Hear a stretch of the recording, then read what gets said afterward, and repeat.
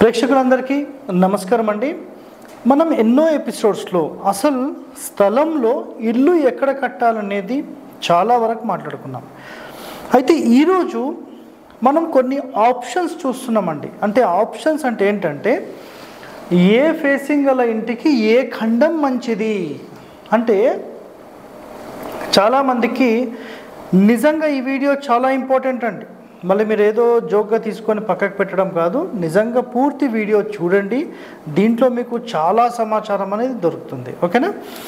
అసలు తూర్పు ఫేసింగ్ గల ఇంటికి అసలు ఇంటి నిర్మాణం అనేది పడమరలో కట్టాలా, దక్షిణంలో కట్టాలా, నైరుతిలో కట్టాలా, వాయువ్యానికి జరిపి కట్టాలా, ఆగ్నేయమా, ఈశాన్యమా, తూర్పా, ఉత్తరమా, ఇలాంటి ఎన్నో ప్రశ్నలు ఉంటాయి.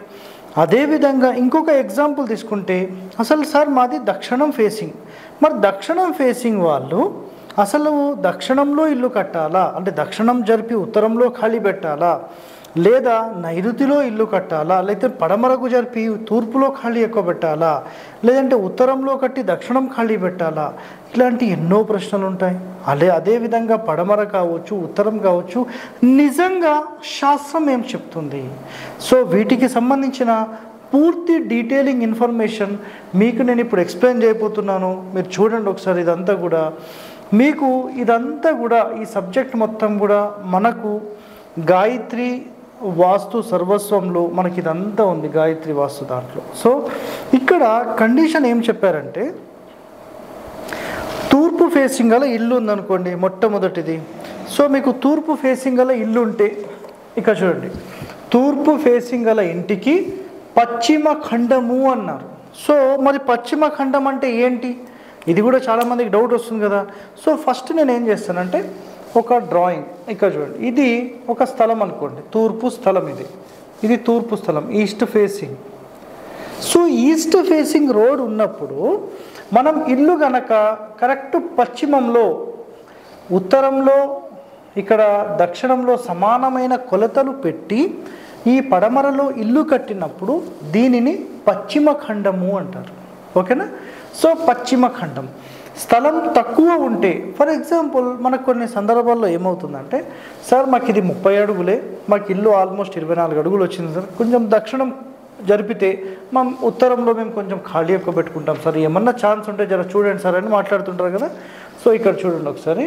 సో అలాంటి వాళ్ళకి మనం ఇక్కడ ఆప్షన్ ఏమి ఇస్తామంటే చాలా సింపుల్గా చూడండి. అయితే ఇక్కడ ఒక భాగం వదిలిపెట్టి ఈ విధంగా ఇల్లు కట్టినప్పుడు, ఇక్కడ ఇట్లా కట్టినప్పుడు దక్షిణంలో 2 అడుగులు, ఇక్కడ ఉత్తరంలో 4 అడుగులు. అంటే ఇప్పుడు స్థలం మొత్తంలో ఇల్లు ఎక్కడ జరిగి కట్టాము? నైరుతిలో జరిపి కట్టాము. సో దీన్ని ఏమంటాం మనము? సో ఇక్కడ చూడండి ఏమంటాం? పశ్చిమ ఖండము అంటే సెంటర్ అయిపోయింది. స్థలం తక్కువగా ఉంటే నైరుతి ఖండం, అంటే నైరుతి కేసి జరిపి కట్టినప్పుడు దీన్ని నైరుతి ఖండం అనొచ్చు, నైరుతి ఇల్లు అనొచ్చు. సో ఇక్కడ తూర్పు ఫేసింగ్కి సంబంధించిన ఈ 2 కండిషన్స్. సార్ మరి కేవలం ఈ పడమరలో లేదంటే ఈ నైరుతిలోనే కట్టాలా, ఇంకేమైనా ఆప్షన్స్ ఉన్నాయా చెప్పండి సార్ అంటే మొట్టమొదటిగా మైనస్ పాయింట్ గురించి తెలుసుకోండి. ఎట్టి పరిస్థితుల్లో దక్షిణం ఎక్కువ ఖాళీ పెట్టి మీరు ఈ వాయువ్యానికి వేసి మాత్రం కట్టొద్దు. సో ఇది వాయువ్య ఖండం అవుతుంది. ఇది చాలా చాలా నష్టాన్ని మీకు కలిగిస్తుంది. సో ఇదైతే మంచిది కాదండి. రైట్? ఇది క్లియర్. సరే మరి ఇంకా ఇప్పుడు ఒకటి వాయువ్యంలో పెట్టి కట్టొద్దని చెప్పారు. Right, okay. దాని తర్వాత పడమరలో కట్టొచ్చు అని చెప్పారు, దాని తర్వాత నైరుతిలో కట్టొచ్చు అని చెప్పారు. సరే, ఇక్కడ వరకు అయితే క్లియర్, బాగానే ఉంది. ఇప్పుడు ఇంకేమన్నా ఆప్షన్స్ ఉన్నాయా సార్? సో తూర్పు ఫేసింగ్ గల ఇంటికి తూర్పులో కూడా ఇల్లు కట్టొచ్చు, పడమర ఖాళీ పెట్టి కట్టొచ్చు. ఓకేనా? సో ఇది ఒకటో ఆప్షన్. అంటే దక్షిణంలో, ఉత్తరంలో సమానమైన ఖాళీ స్థలం ఉండి తూర్పులో 9 భాగాలు ఒక భాగం వదిలేసేసి ఈ ఇంటి నిర్మాణం చేస్తారు. అప్పుడు ఇది కూడా నంబర్ 1. సార్ మాకు స్థలం లేదు, అప్పుడు మేము ఏం చేయాలి అన్నప్పుడు, అంటే ఈశాన్య ఖండము, ఈ ఈశాన్యం అంటే ఈస్ట్ ఫేసింగ్ ఉన్నప్పుడు తూర్పులో కడుతున్నాం, పడమరలో ఖాళీ పెడుతున్నాం. అదేవిధంగా మనకు స్థలం తక్కువ ఉన్నప్పుడు ఈశాన్యానికి జరిపి దక్షిణంలో ఖాళీ ఎక్కువ పెట్టాలి, పడమరలో ఖాళీ ఎక్కువ పెట్టాలి. ఇది కండిషన్. దీనిని ఈశాన్య ఖండం అంటారు. ఓకే. నెక్స్ట్ సెంటర్లో కడితే దీన్ని తూర్పు ఖండం అంటారు. సో ఈ విధంగా మనం ఇప్పటికి ఎన్నైనాయి, ఒక తూర్పు ఫేసింగ్ ఇంటికి పడమరలో కట్టొచ్చు, నైరుతిలో కట్టొచ్చు. అదేవిధంగా తూర్పులో కట్టొచ్చు, ఈశాన్యంలో కట్టొచ్చు. అంటే ఈశాన్యం అంటే సార్ పూర్తి మూల కట్టాలా? లేదండి. స్థలాన్ని 9 భాగాలు చేసి పిశాచ స్థానం అంటే ఒక భాగం అంతా వదిలేసేసి మీరు ఇల్లు నిర్మాణం చేసుకోవచ్చు. మరి కట్టకూడదు ఎక్కడ సార్ అంటే ఖచ్చితంగా మనము ఆగ్నేయానికి జరిపి కట్టకూడదు, వాయువ్యానికి జరిపి కట్టకూడదు. అది ఏ ఫేసింగ్ అయినా కానీ. ఇది మీకు అర్థం కావడానికి చాలా సింపుల్గా మీకు ఎక్స్ప్లెయిన్ చేస్తున్నాను. ఈ వీడియోస్ అన్నీ కూడా చాలా చాలా ఇంపార్టెంట్ అండి. ఇలాంటి సమాచారం అయితే మీకు ఎక్కడ కూడా దొరకదు. చాలా కేర్ఫుల్గా చూడండి. నెక్స్ట్ ఇప్పుడు దక్షిణం ఫేసింగ్ తీసుకుందాం. సో దక్షిణం ఫేసింగ్ తీసుకుంటే దక్షిణం రోడ్ ఫేసింగ్ ఉన్నప్పుడు ఈ ఇంటికి ఉత్తర ఖండము, స్థలం తక్కువ ఉంటే ఈశాన్య ఖండము అన్నారు. సో ఇక్కడ చూడండి, సేమ్ ఇప్పుడు ఇది సౌత్ ఫేసింగ్ అండి. సౌత్ ఫేసింగ్ ఉన్నప్పుడు మన కరెక్ట్గా ఉత్తర మధ్య భాగంలో తీసుకోవచ్చు అని చెప్పారు. ఇది కుదరలేదు సార్ మాకంటే ఈశాన్యానికి జరిపి కట్టాలి అంటే 1 పార్ట్ అయితే వదిలేసేయాలి కంపల్సరీ. ఓకేనా? అంటే ఇక్కడ 2 పార్ట్స్ కూడా వదిలొచ్చు అని దాని అంతరార్థం. సో దక్షిణంలో ఖాళీ ఉండొచ్చు, పడమరలో ఖాళీ ఉండొచ్చు. సార్ మరి దక్షిణంలో అసలు ఖాళీ పెట్టి ఎలా ఇల్లు కడతారు సార్? నిజంగా చెప్పాలంటే ఇప్పుడు ఆధునిక వాస్తు వాళ్ళు చాలామంది ఏంటంటే దక్షిణంలో ఖాళీ ఉండొద్దు, పడమరలో ఖాళీ ఉండొద్దు అని మాట్లాడుతున్నారండి. అసలు పూర్వం చెప్పిన ఏ శాస్త్రంలో కూడా వీటి గురించి లేదండి. నిజంగా చెప్తున్నాను, లేదు. మీరు కావాలంటే శాస్త్రాలు అధ్యయనం చేయండి. ఈవెన్ ఇవన్నీ కూడా ఇప్పుడు నేను చెప్పే కండిషన్స్ అన్నీ కూడా మీకు గాయత్రి వాస్తులో 222 పేజీ నుంచి 250 పేజీ మధ్యలో ఇవన్నీ డీటెయిలింగ్ చాలా బాగున్నాయండి. నిజంగా అలాంటి బుక్ తయారు చేయడం అంటే అదృష్టం అండి. మన తెలుగు రాష్ట్ర ప్రజలకైతే నిజంగా అదృష్టం, అంత సమాచారం ఉంది. సో సార్ మరి ఈ కండిషన్స్ మీరు చెప్తున్నారు కదా, మరి ఇవి ఎప్పుడు తెలుసుకున్నారు మీరంటే నేను ఈ కండిషన్స్ నేను ఎప్పుడో చెప్పానండి. ఉత్తరంలో ఇల్లు కట్టాలనేది ఎప్పుడో చెప్పాను. ఆల్రెడీ గతంలో నేను ఒక 1.5 year బ్యాక్ ఎప్పుడు ఒక వీడియో కూడా చేశాను. దక్షిణం ఫేసింగ్ ఇంటికి దక్షిణంలోనే ఖాళీ పెట్టాలి అని చెప్పి చాలామంది దానికి రివర్స్ కామెంట్ కూడా పెట్టారు. గుర్తుందో లేదో మీకు. సో ఇక్కడ ఏంటంటే మనము ఈ దక్షిణం రోడ్ ఉన్నప్పుడు సింపుల్గా ఏంటంటే ఉత్తరాఖండం అంటే ఉత్తరంలో వేసి ఇల్లు కట్టొచ్చు, లేదా ఉత్తరంలో వద్దనుకుంటే మాకు సింపుల్గా ఏంటంటే ఈశాన్యం జరిపి కట్టొచ్చు. ఎట్టి పరిస్థితుల్లో నార్త్ వెస్ట్ అంటే వాయువ్యానికి జరిపి ఇటు తూర్పు ఖాళీ దక్షిణం ఖాళీ ఎప్పుడు చేయకూడదండి. మధ్యమంలో ఏంటంటే దక్షిణం నైరుతిలో కూడా చేసుకోవచ్చని కండిషన్. సో మధ్యమం అంటే ఏంటంటే మాకు సార్ మేము అసలు ఉత్తరంలో ఇల్లు కట్టుకుంటే మా వాళ్ళు ఒప్పుకోరు, మాకేం చేయాలి, ఏదన్నా పరిష్కారం చెప్పండి సార్ అంటారు. ఇంకా సెకండరీ ఆప్షన్ ఏంటంటే ఈ దక్షిణం ఫేసింగ్ ఉన్నప్పుడు దక్షిణంలోనే మీరు ఇల్లు కట్టుకోండి, ఉత్తరం ఖాళీ పెట్టుకోండి, యాక్సెప్టెడ్. లేదు సార్ మేము దక్షిణంలో కాకుండా ఇటు పడమరకు జరిపి కట్టొచ్చా? ఎస్ అండి, దీన్ని నైరుతి ఖండం అంటారు, దీన్ని దక్షిణ ఖండం అంటాము. సో ఈ 2 యాక్సెప్టెడే. ఎట్టి పరిస్థితుల్లో ఆగ్నేయ మూలకు జరిపి ఇల్లు అనేది కట్టొద్దండి. ఇది మాత్రం ఖచ్చితమైన నియమం. సో ఇది మీరు కడితే 100% మీరు సక్సెస్ రేట్ అనేది ఉంటుందండి. సో ఇక్కడ 3 కండిషన్స్ కూడా చెప్పాను. సో మొట్టమొదటి కండిషన్ ఉత్తరం లేదా ఈశాన్యం, ఇక్కడ దక్షిణం లేదా నైరుతి ఖండం, ఆగ్నేయంలో వాయువ్యంలో కట్టకూడదు, అది ఏ ఫేసింగ్ అయినా కానీ. సో ఇది మనకు దక్షిణానికి సంబంధించిన పూర్తి సమాచారం. ఇప్పుడు మనం నెక్స్ట్ తెలుసుకునేది ఏంటంటే పడమర ఫేసింగ్కి సంబంధించి. సో పడమర ఫేసింగ్లో మీరు అబ్జర్వ్ చేస్తే ఇది పడమర రోడ్ అండి. ఖచ్చితంగా మనం తూర్పు ఇల్లే కట్టాలి. తూర్పు ఇల్లు కట్టలేకపోతే ఈశాన్యానికి జరిపి కట్టాలి. అప్పుడు దక్షిణంలో ఖాళీ ఎక్కువ ఉంటుంది, మనకు నెక్స్ట్ పడమరలో ఖాళీ ఎక్కువ ఉంటుంది. సో ఇక్కడ అంతరార్థం ఏంటంటే ఇది తూర్పు ఫేసింగ్ అనుకోండి, ఇది పడమర, ఇది దక్షిణము లేదా పడమర అనుకోండి, ఇది తూర్పు ఉత్తరం అనుకోండి. సో ఇక్కడ సింపుల్గా ఏం చెప్పారంటే దక్షిణము పడమర రోడ్స్ ఉన్నప్పుడు ఈ 2 వైపులని ఖాళీ పెట్టాలనేది కండిషన్. అదేవిధంగా తూర్పు రోడ్ ఉత్తరం రోడ్ ఉన్నప్పుడు ఈ 2 వైపులని ఖాళీ ఎక్కువ పెట్టాలని కండిషన్. ఎటువైపు ఎక్కువ ఖాళీ పెట్టాలనేది మీ యొక్క స్థల నిర్ణయాన్ని బట్టి, మీ యొక్క పదమండలని బట్టి, ఆయాది గణితాన్ని బట్టి, మీ రిక్వైర్మెంట్స్ని బట్టి, సైట్ కండిషన్ని బట్టి ఆధారితం ఉంటుంది. ఓవరాల్గా అయితే చెప్పలేమండి, అదైతే క్లియర్. సో ఇక్కడ మనం పడమర రాజవీధి ఉన్నప్పుడు తూర్పు దిశలో ఇట్లా ఇల్లు కట్టొచ్చు.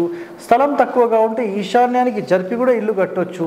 సో సౌత్ ఈస్ట్ అంటే ఆగ్నేయంలో జరిపి ఎప్పుడూ కట్టకూడదు.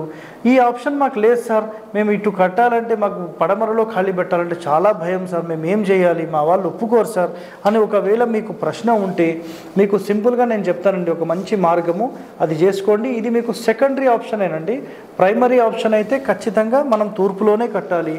నెక్స్ట్ పడమర సెంటర్లో ఇల్లు కట్టొచ్చు, ఇది సెకండరీ ఆప్షన్. మధ్యమము లేదు సార్ మేము నైరుతి కేసి కట్టొచ్చా, 100% ఇది కూడా యాక్సెప్టెడే, మధ్యమానికి యాక్సెప్టెడ్. ఇటు వాయువ్యానికి జరిపి మాత్రం కట్టొద్దండి, అంటే దక్షిణము తూర్పు ఖాళీ పెట్టి ఎప్పుడు కట్టకూడదు, ఇది మేజర్ మైనస్ అవుతుంది. సో ఇలా మనకు అన్ని ఫేసింగ్స్కి ఆప్షన్స్ అనేవి ఉన్నాయి. సో సాధ్యమైనంత వరకు ఇన్ని అబ్జర్వేషన్ చేసిన తర్వాత మన ఆధునికులు ఏం చేస్తారంటే అంటే నైరుతిలో కట్టొచ్చు అన్నమాట. సో నైరుతి కడితే అన్నిటికంటే బెస్ట్ అనే ఒక ఉద్దేశంతో ఒక బ్లైండ్గా కేవలం మీకు నైరుతి మాత్రమే చెప్తున్నారు. ఇక్కడ మీరు అబ్జర్వ్ చేస్తే నిజంగా నైరుతిలో కట్టొచ్చు, ఈశాన్యంలో కట్టొచ్చు, తూర్పు పడమర ఉత్తర దక్షిణాలలో కూడా కట్టొచ్చు. సో ఇంత మంచి సమాచారం చూశారు కదా. సో ఇదే విధంగా ఇప్పుడు నెక్స్ట్ మనం ఏం మాట్లాడుకోవచ్చు అంటే ఉత్తరానికి సంబంధించి మాట్లాడుకోవచ్చు. ఇంకా ఉత్తరం మాట్లాడితే ఈ టోటల్ సబ్జెక్ట్ అనేది క్లియర్ అవుతుంది. సో ఇలాంటి రహస్యమైన సమాచారం అయితే మీకు ఎక్కడ దొరకదండి. దయచేసి మీరు వీడియో మొత్తం స్కిప్ చేయకుండా చూడండి. సో మనకు చూడండి, ఉత్తరం ఫేసింగ్ ఇంటికి దక్షిణంలో ఇల్లు లేదా నైరుతిలో ఇల్లు అంటే నైరుతి ఖండం. సో దక్షిణం ఇల్లు అంటే సెంటర్, నైరుతి అంటే ఇటు జరిపి కడతాము, ఇటు ఒక భాగం వదిలేసేసి మాత్రమే కట్టాలి. సో ఈ రెండు యాక్సెప్టెడ్. ఎట్టి పరిస్థితుల్లో ఆగ్నేయ మూలకేసి ఇల్లు కట్టొద్దు, ఇది 100% శాస్త్ర విరుద్ధం. ఇది ప్రథమంగా మంచిది, ఇప్పుడు చేసేది చాలా మంచిది. సార్ మేము ఈ విధంగా చేసుకోలేము, మాకు ఏం చేయాలి చెప్పండి. ఇంకొక ఆప్షన్, ఇంకోటి ఉత్తరం ఫేసింగ్ వాళ్ళు ఉత్తరంలో ఇల్లు కట్టవచ్చు, ఉత్తరం వద్దనుకుంటే ఈశాన్యానికి జరిపి కట్టవచ్చు అండి, ఇది కూడా ఆప్షన్ ఉంది. ఎట్టి పరిస్థితిలో వాయువుని వేసి ఇల్లు కట్టొద్దు, ఖచ్చితంగా ఒక భాగం అన్ని వైపులా వదలాల్సిందే, వదిలి మాత్రమే ఇది చేసుకోవాలి. సో ఇన్ని చూసిన తర్వాత సింపుల్ కండిషన్ ఏంటంటే వాయువ్యానికి వేసి ఇల్లు జరిపి కట్టొద్దు, ఆగ్నేయానికి వేసి కట్టొద్దు.